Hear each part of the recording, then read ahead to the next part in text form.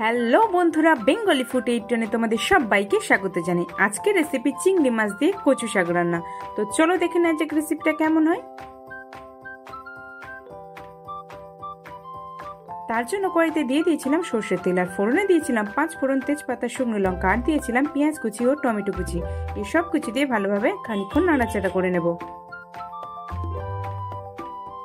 এরপরে দিয়ে দিলাম আদা ও রসুনের পেস্ট, দিয়ে দিলাম স্বাদ মতো চিনি, স্বাদ মতো লবণ, হলুদ গুঁড়ো ও লঙ্কার গুঁড়ো।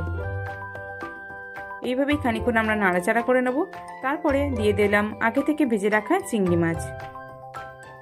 চিংড়ি মাছগুলো খানিকক্ষণ নাড়াচাড়া করে নেব। তারপরে দিয়ে দিলাম আগে থেকে সিদ্ধ করে রাখা কচু শাক। কচু শাকটা দিয়ে আমরা খুব ভালোভাবে এটাকে নাড়াচাড়া করে নেব। এটাকে খুব ভালো করে এইভাবেই কষিয়ে নিতে হবে।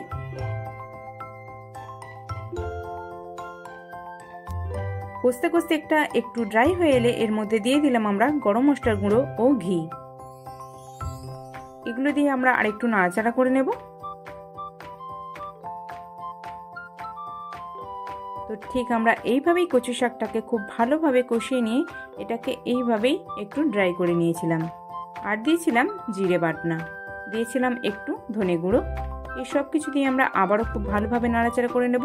তো এখানে আমাদের চিংড়ি মাছ দিয়ে কচু শাক রান্না একদম রেডি।